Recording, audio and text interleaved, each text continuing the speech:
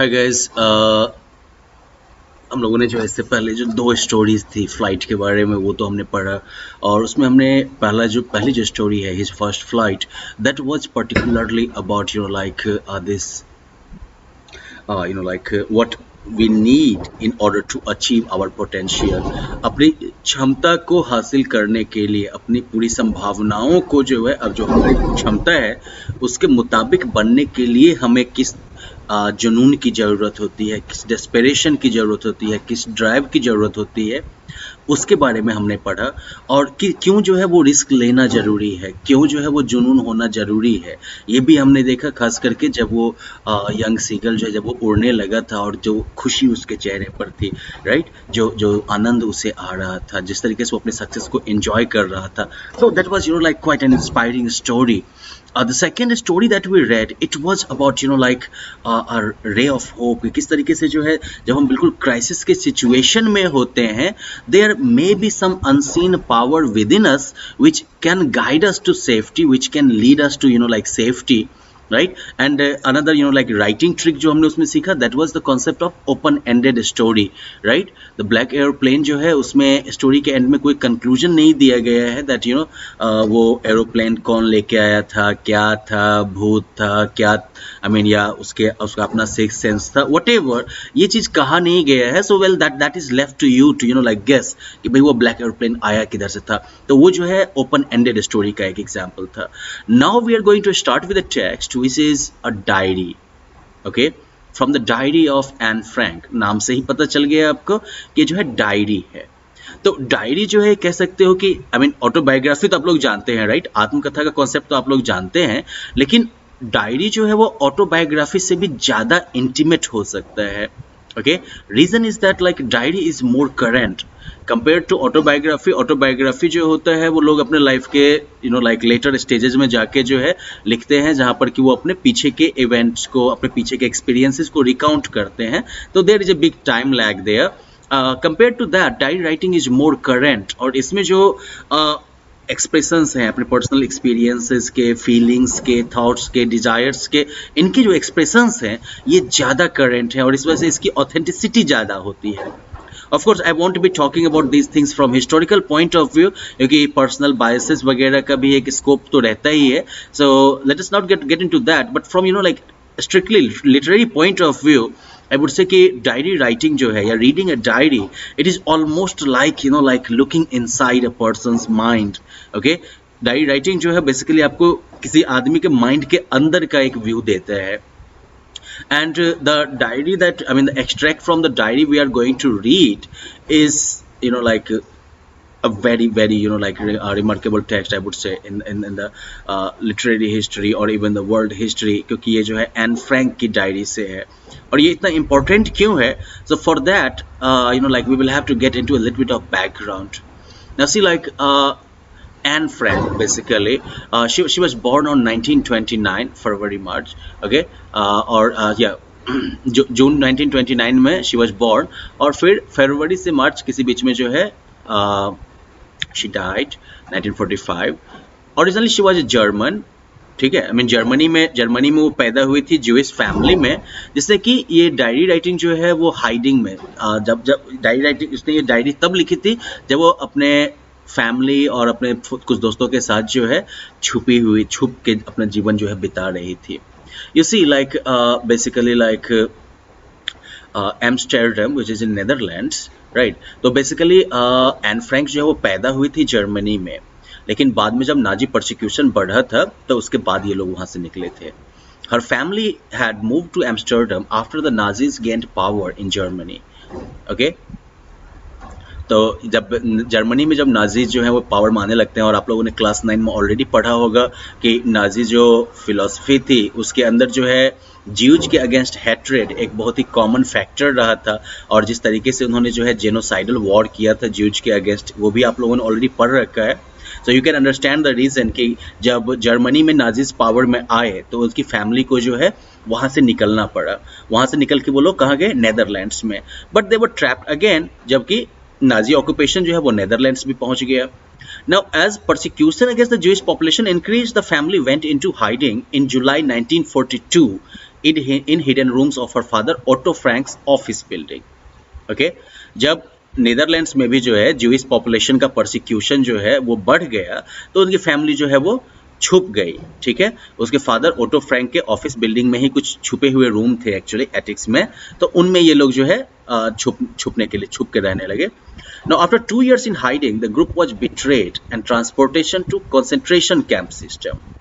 Okay, 2 साल इन्होंने वहां पर छुप के गुजारा, और वहां पर जो एन के एक्सपीरियंसेस रहे, they form the bulk of this diary and they like give you a lot of insight into like not just a teenager girl but also how like किस तरीके से उसका जो दुनिया के बारे में, दुनियादारी के बारे में जो उसका इनोसेंस है वो कैसे खत्म होता है, और एक्सपीरियंस कितना जो है शैटरिंग हो सकता है। एनीवेज 2 साल तक जो है उस वहां पर छुपे रहने के बाद ग्रुप जो है वो बिट्रे, आई मीन ग्रुप के बारे में जो है किसी ने जो है एसएस को या गेस्टापो को इन्फॉर्म कर दिया, और फिर उसके बाद जो है इन लोगों को कंसंट्रेशन कैंप भेजा गया, जहां पर कि एन जो है she died of typhus in Bergson Belsen with in days of her sister Margaret Frank. मतलब पहले उसकी सिस्टर जो है, बड़ी सिस्टर मार्गरेट फ्रैंक जो है वो मरी, और उसके बाद जो है एन भी वहीं पर मर गई टाइफस की वजह से। Typhus is like very deadly और fatal infection actually. Her father Otto, the only survivor of the group, returned to Amsterdam after the war ended to find that her diary had been saved. उसके father जो थे auto Frank, वही उस group में जिंदा बच पाए थे। वो एम्स्टर्डम लौट के आए थे वॉर खत्म होने के बाद, और उनको जो है पता चला कि वो डायरी जो है वो बच गई थी।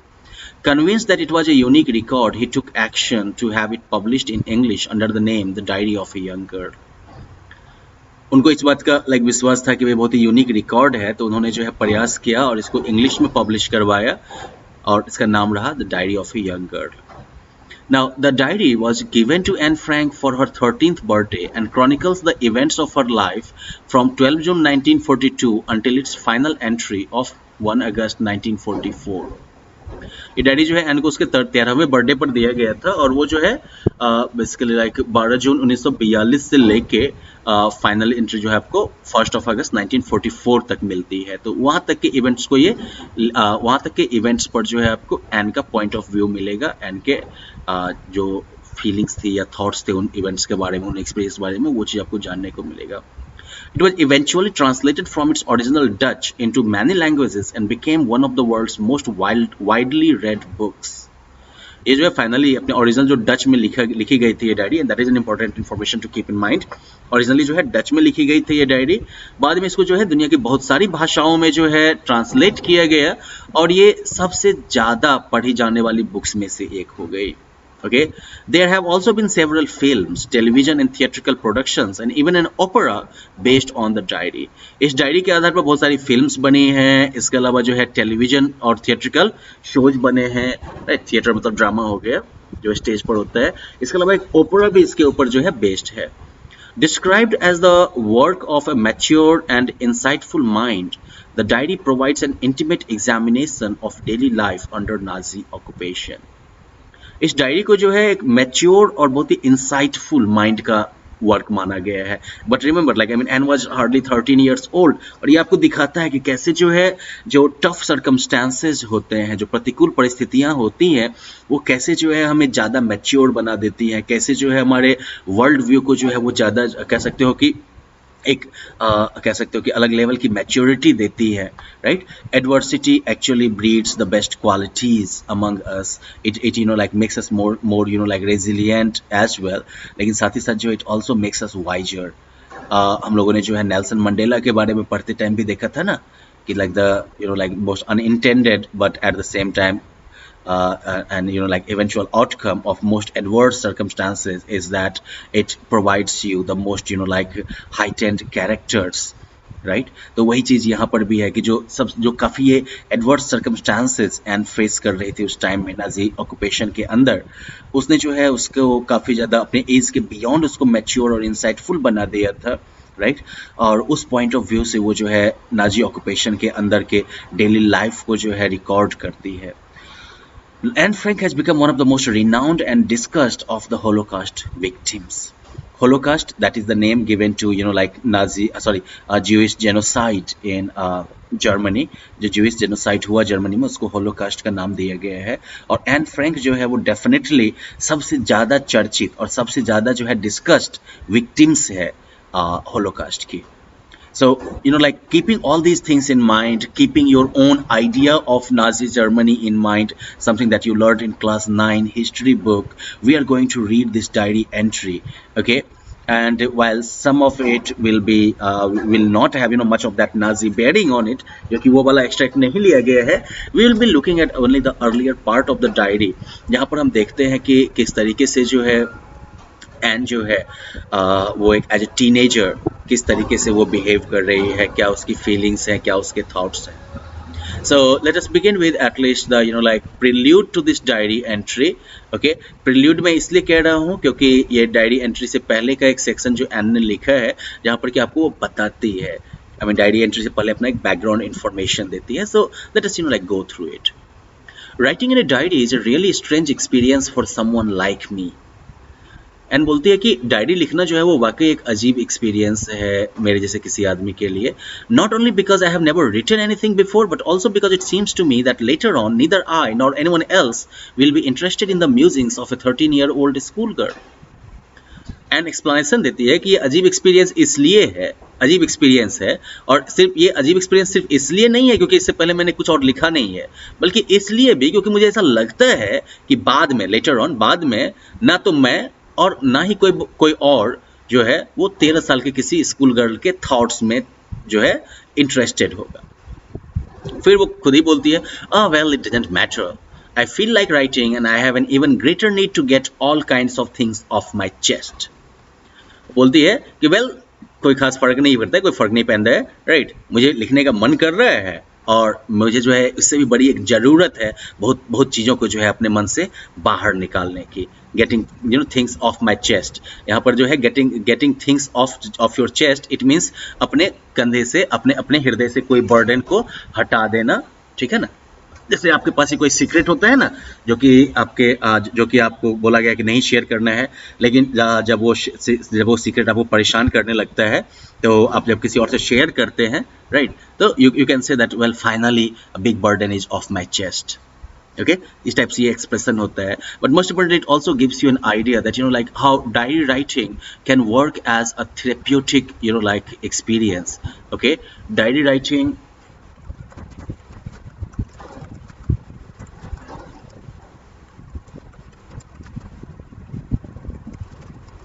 ओके, डायरी राइटिंग जो है ये एक थेरेप्यूटिक एक्सपीरियंस है। ओके, इन द सेंस कि ये आपके लिए एक थेरेपी का काम करता है, ये आपको रिलीफ देता है, ठीक है। आगे एन बोलती है, आई मीन एक्सपीरियंस, अब यहाँ पर जो है अब आगे हम ये जानेंगे कि भाई किस तरह की चीज़ें उसे अपने सीने से हटानी है, और 13 साल की बच्ची के लिए क्या ऐसा बर्डन कौन सा आ गया है जो उसको जो है डायरी राइटिंग इतना ज़रूरी लग रहा है। तो आगे एन बोलती है, paper has more patience than people. I thought on this saying on those days when I was feeling a little depressed and was sitting at home with my sin in my hands, bored and listless, wondering whether to stay in or go out. So well, that is a very like powerful quote here. Paper has more patience than people. Just always remember that. You can actually use it, and it is true as well. Anyways, Anne के मन में ये thought कब आता है?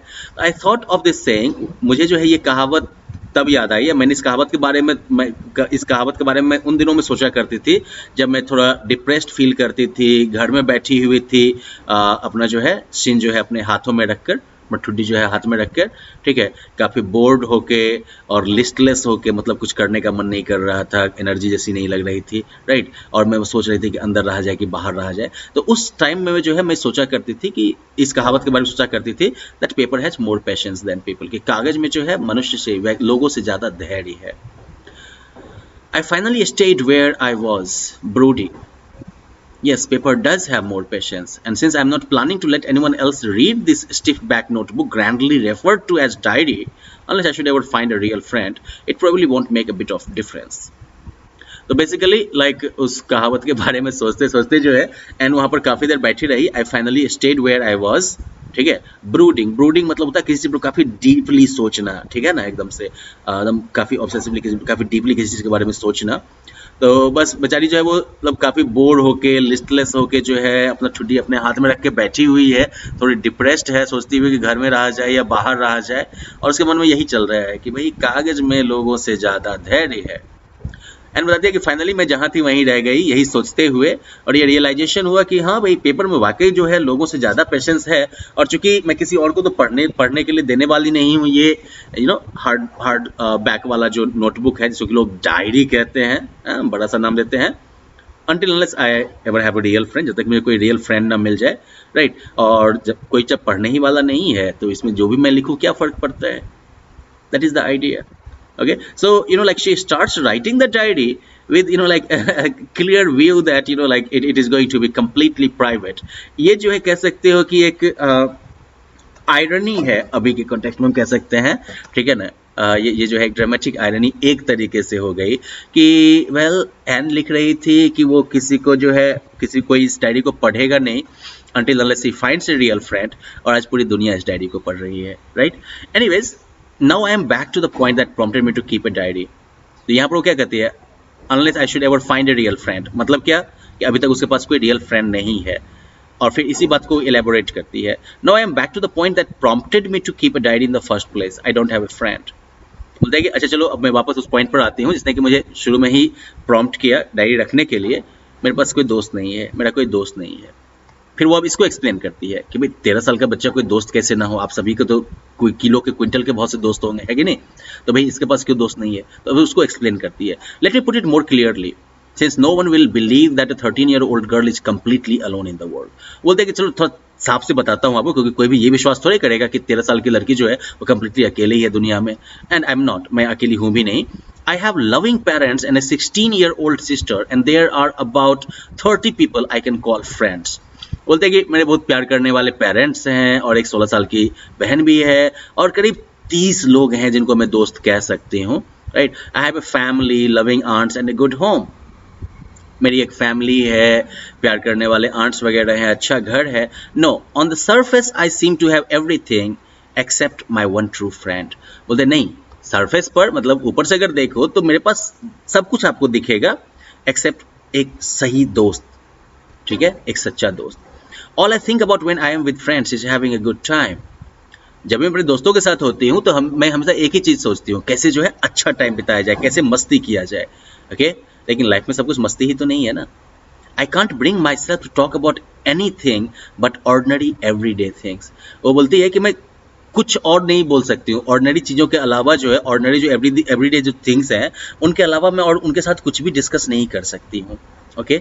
We don't seem to be able to get any closer and that's the problem. हम लोग जो है एक दूसरे के ज़्यादा क्लोज नहीं आ पाते हैं, एक दूसरे से जो है अपनी बहुत ही इंटीमेट बातें, अपनी बहुत ही जो है पर्सनल फीलिंग्स जो है वो शेयर नहीं कर पाते हैं, और वही समस्या है। Maybe it's my fault that we don't confide in each other.